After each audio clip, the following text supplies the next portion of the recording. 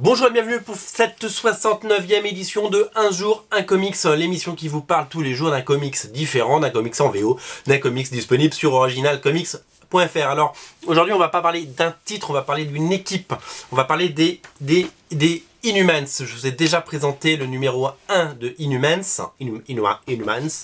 Et aujourd'hui, je voulais vous présenter la suite. Parce que la suite est sortie. Alors, le 2 a été très en retard chez nous.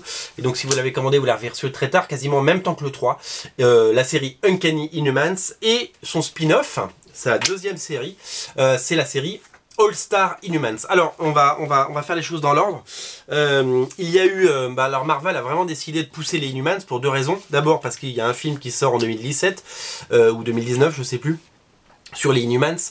Deuxièmement, parce que c'est un peu leur X-Men à eux, finalement. C'est-à-dire que les X-Men appartiennent, vous savez, au cinéma, au studio Fox, puisqu'ils ont vendu les droits il y a une vingtaine d'années. Et que Fox continue à sortir un film tous les 2 ans, il y a X-Men Apocalypse qui arrive, etc. Et donc comme Marvel ne peut pas s'amuser avec les X-Men, ils ont décidé de pousser les Inhumans. Donc ils ont ressorti les séries de Paul Jenkins, ils ont ressorti tout ce qu'ils pouvaient ressortir, mais ça manquait de séries régulières et ça manquait finalement de connaissances de ces personnages, parce que autant on connaît très bien Cyclope, Jean Grey, Phoenix, Wolverine, Tornade et tout ça, autant Black Bolt, Medusa et Crystal, on les connaît un petit peu moins bien.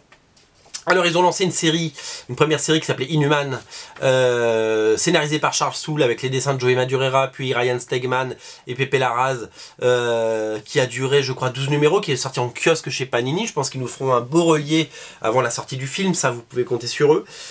Puis il y a eu... et puis ils ont dit on va relancer la série sous le titre Uncanny Inhumans, qui fait écho, bien entendu, vous l'avez compris, à Uncanny X-Men. Et puis ils ont dit on va mettre les moyens, donc ils ont décidé de mettre leur nouvelle star, le nouveau scénariste star de Marvel, qui est Charles Soule. On en a parlé hier dans l'émission sur Daredevil.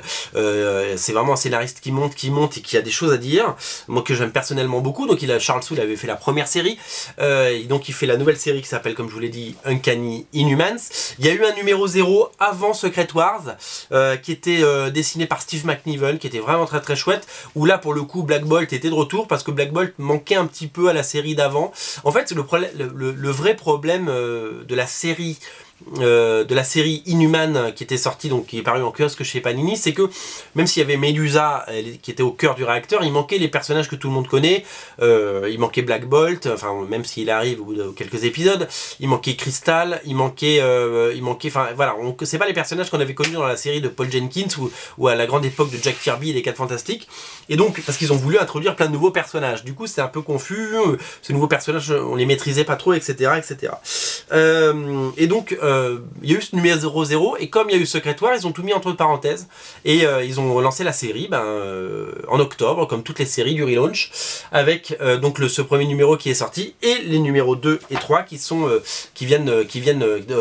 sortis. Le 3 vient de sortir, le 2 était sorti le mois dernier, mais on l'avait reçu très en retard sur originalcomics.fr. Là pour le coup, non seulement ils font appel à des personnages qu'on connaît, puisque Johnny Storm et le Fauve, The Beast des X-Men font partie de l'équipe, donc ils ont un peu renforcé l'équipe parce que ça manquait de tête d'affiche, mais en plus ça met en scène, comme je vous l'ai dit, ces personnages que tout le monde connaît, que sont Medusa et Black Bolt. Alors, la particularité de cette série, donc c'est qu'elle met en scène donc cette fameuse famille royale. Alors le numéro 1, vous le connaissez un petit peu, moi je voulais vous montrer un petit peu des pages des numéros d'après. C'est absolument parfait, donc ça parle de voyage dans le temps, bien entendu, ça parle parce que Kang est de la partie, vous l'avez compris, c'est d'une beauté. En fait, alors ce que je voulais vous dire sur cette série, c'est que c'est un coup de cœur, mais absolu. Vous n'imaginez pas à quel point cette série est un coup de cœur pour moi. C'est-à-dire que je pensais, moi les Inhumans, il y a un an je m'en foutais un peu, et puis comme je vous ai dit, j'ai lu les 3 kiosques sortis chez Panini, et j'ai fait bien, c'est vachement bien. Et puis ils ont décidé donc de mettre les moyens en mettant Charles Soule et Steve McNiven dessus. C'est à tomber par terre, c'est magnifique, ça se dévore, ça se lit, c'est génial. J'adore les Inhumans, c'est vraiment un énorme coup de cœur. Pour tout vous dire, j'ai pris je suis allé me prendre le numéro 2 et 3 juste avant les vacances, et je les ai lus il y a 48 heures avant de faire l'émission, en me disant voilà, tiens, j'ai envie de... j'avais lu le 0 et le 1, j'avais bien aimé, et j'ai lu le 2 et le 3, et je me suis dit mais c'est trop bien, c'est trop bien. Là on a vraiment les bases pour non seulement faire un excellent film qui arrivera, comme je vous ai dit, dans quelques années, mais en plus pour créer des personnages attachants dans la durée, une vraie continuité, etc. Donc, parce qu'il y a plein d'Inhumans, c'est ça l'avantage. Regardez comme c'est beau, comme c'est chiadé, on dirait du Travis Charest. Steve McNiven revient à son meilleur niveau. Moi, je pense que depuis Old Man Logan, il avait fait Civil War, puis Old Man Logan, je crois, dans ce sens. Et tout ce qu'il avait fait après, moi, ça m'avait un petit peu déçu, on va dire. Nemesis, j'avais pas du tout aimé. Non seulement graphiquement, c'était pas au top, mais le scénario était pas du tout... Enfin, moi, ça m'avait pas du tout plu.